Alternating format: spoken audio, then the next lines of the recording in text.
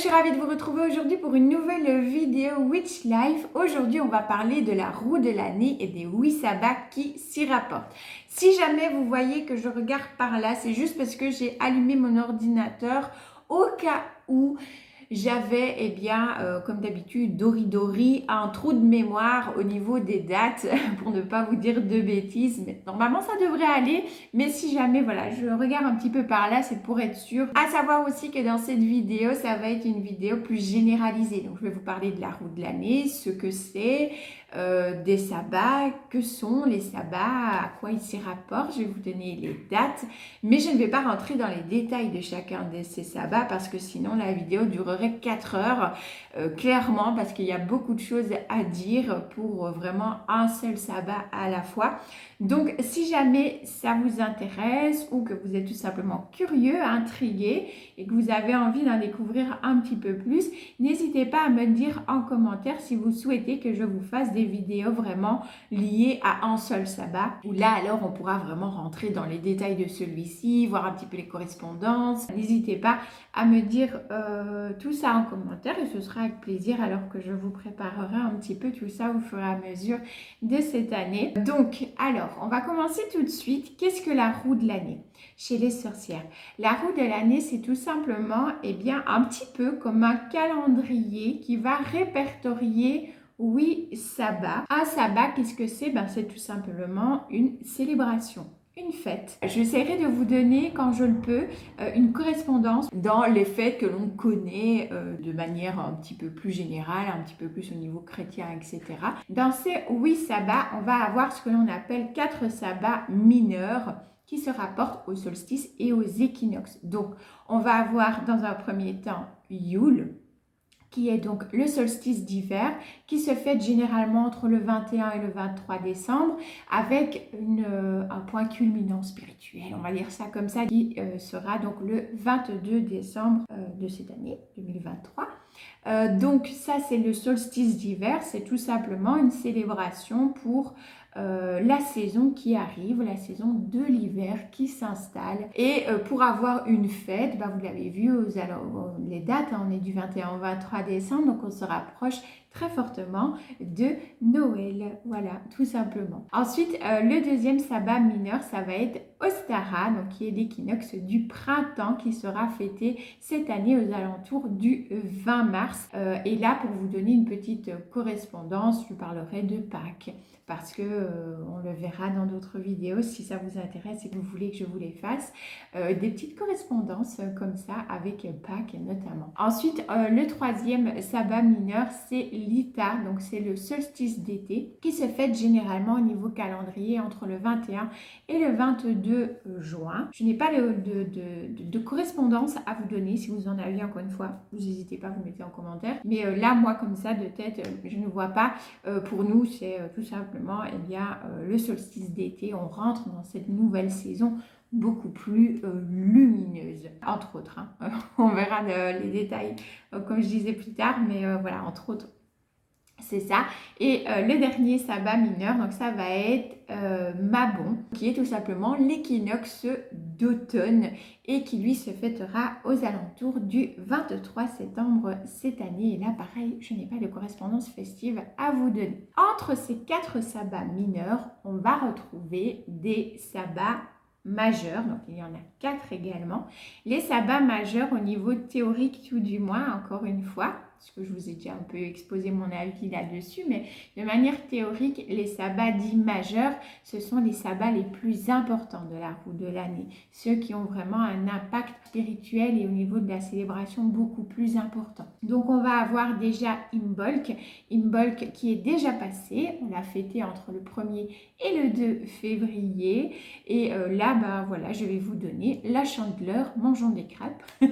Donc voilà, pour la petite correspondance, la Chandeleur, puisqu'on le fête le 2 février, voilà, vous avez une petite correspondance comme ça. Et là, on est vraiment dans ce contexte de milieu de l'hiver. Donc on commence doucement à quitter un petit peu la période un peu plus sombre pour arriver tout doucement à celle un petit peu plus lumineuse. On ne plante pas encore véritablement ces graines, que ce soit ces vraies graines d'ailleurs, ou ces graines métaphoriques, donc plutôt au niveau de projets d'avenir, on commence simplement à y réfléchir un petit peu quelque part.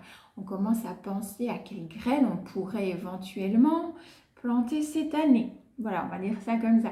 Donc c'est vraiment un milieu entre le solstice d'hiver et l'équinoxe du printemps. Ensuite, entre l'équinoxe du printemps et le solstice d'été, on va retrouver Beltane ou Beltane, il se prononce et s'écrit des deux façons. Et là, on va le fêter au niveau calendrier le 1er mai. Et nous, on connaît tous, je pense, enfin en tout cas, au niveau francophone, ce qu'on appelle la fête du travail qui se déroule le 1er mai, voilà, pour avoir une petite correspondance festive. On a commencé à planter ces graines et on commence à voir un petit peu, tout doucement, l'évolution de ces graines plantées. Que ce soit d'ailleurs les vraies graines qui ont commencé à germer ou les petits projets qui ont commencé tout doucement à se mettre un petit peu en place, comme ça. Voilà. Ensuite, on va avoir, donc entre le solstice d'été et l'équinoxe d'automne, on va avoir Lunasa, qui s'écrit Lugnasad, il se prononce Lunasa. Pour la date, alors là je vérifie, voilà, voilà, au mois d'août, donc c'est principalement le 1er août. Là ça va vraiment être une fête où on va commencer à récolter ce que l'on a semé. On fêtait d'ailleurs par exemple la période des moissons à l'époque. C'est vrai qu'à l'heure d'aujourd'hui, dans notre monde moderne, on cultive moins ce que l'on mange, quoique on y revient plutôt pas mal, surtout pour ceux qui ont voilà, la chance d'avoir un extérieur, aussi petit soit-il. Il y a des petits légumes qu'on peut cultiver dans des petits espaces sans souci, mais voilà, il y a des personnes qui n'ont pas cette opportunité-là, et dans le monde moderne dans lequel on vit, on a plutôt tendance à prendre la voiture et aller hop, au magasin acheter ce qu'on a besoin pour se nourrir. C'est plus comme avant où il y avait vraiment ce labeur de devoir semer, d'être complètement dépendant des saisons pour pouvoir se nourrir, se chauffer, etc., etc. Mais à l'heure d'aujourd'hui, on peut encore de manière tout à fait moderne fêter toutes ces célébrations-là qui ont une connotation organique, je vais dire, dans le fait de récolter ce que l'on a semé. Ça peut être récolter ses légumes, les fruits, mais aussi d'une manière plus métaphorique et spirituelle. On commence doucement à récolter le fruit de notre travail. Voilà, on va dire ça comme ça. Ensuite, le dernier sabbat, et qui est assez important aussi, c'est le sabbat de Samhain. Donc ça s'écrit Samhain, mais ça se prononce Samhain. Et celui-ci, donc on va le fêter entre le 31 octobre et le 1er novembre. Donc là, je pense que vous voyez quand même plusieurs petites correspondances festives. Le 31 octobre, on va parler d'Halloween. Le 1er novembre, on va parler de la Toussaint. Voilà, comme ça, vous avez des petites correspondances. Et bien, Samhain, c'est ça. C'est l'automne qui s'en va et l'hiver qui se prépare tout doucement. Donc nous aussi, il faut que l'on se prépare à cette période hivernale, cette période plus sombre. Mais c'est aussi une période dite de renaissance, puisque eh bien, sans obscurité, pas de lumière. Voilà, pour pouvoir avoir de la lumière, pour pouvoir voir cette luminosité, il faut que l'on soit dans l'obscurité. Donc c'est aussi un petit peu quelque part une période où on va fêter la période qui s'en va pour laisser place à l'hiver, à cette période sombre, mais on sait que cette période sombre va de toute façon faire place à du renouveau, à cette luminosité qui va finir par revenir. Samhain, c'est vraiment les jours qui commencent comme ça à raccourcir, mais c'est aussi pareillement à la Toussaint, eh bien, une période propice pour honorer tout simplement les êtres chers, ceux qui sont partis, honorer nos ancêtres de la manière qu'on le souhaite tout simplement. On explique que le voile entre les deux mondes est beaucoup plus fin à cette période de l'année, qui nous permet du coup de recevoir des petits messages, des petites orientations comme ça de nos ancêtres. Après, on y croit ou on n'y croit pas, là n'est pas la question. Je vous explique tout simplement en quoi consiste Samhain. Donc Samhain, c'est le moment où on va tout simplement laisser place tout doucement à l'hiver qui arrive avec cette renaissance, et c'est la période d'honorer aussi nos ancêtres. C'est également la période pour les sorcières, comme on dit, plutôt justement de nouvelle année qui arrive et non pas le 1er janvier pour ce que l'on a l'habitude. Bon, moi je fête la nouvelle année le 1er janvier de manière parce que j'ai l'habitude déjà de fêter la nouvelle année le 1er janvier et de dire bonne année à mes proches le 1er. Je crois que si je leur dis bonne année après Samhain le 2 novembre, ils vont me regarder un petit peu étrangement.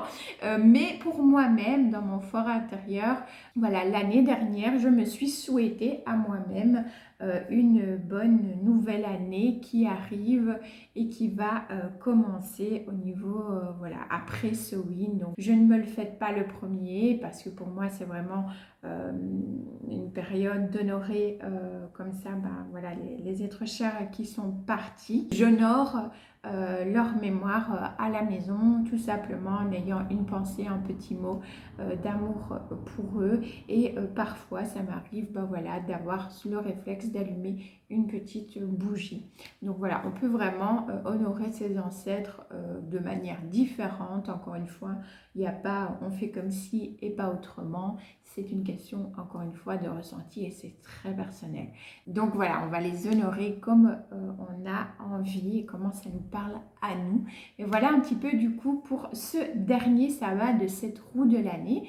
Donc je récapitule, on a Yule, Imbolc, Ostara, Beltane, Lita, Lunasa, Mabon et Samhain. Donc voilà pour cette vidéo, j'espère que ça vous aura plu, que vous aurez déjà eu une vision un petit peu plus claire sur cette fameuse roue de l'année. Il y a également les esbats. Les esbats, là, ça va être plutôt lié à la lune. Pareil, je pourrais un petit peu vous en parler, mais je vous avoue que personnellement, je ne fête pas les esbats. Je fête plus particulièrement les sabbats. Mais voilà, si c'est un sujet qui vous intéresse, vous le mettez en commentaire et on pourra aussi développer un petit peu pour que vous sachiez ce que c'est. J'espère en tout cas, encore une fois, que cette vidéo-ci vous aura plu et vous aura aidé à y voir un petit peu plus clair. J'ai essayé voilà, de vous donner des petites correspondances dont on a plus l'habitude d'entendre pour que vous voyez un petit peu. Donc voilà, n'hésitez pas à me mettre en commentaire si ça vous a plu, si vous souhaitez vraiment des vidéos sur un esbat en particulier à chaque fois pour qu'on développe un petit peu plus tout ça ensemble en vidéo.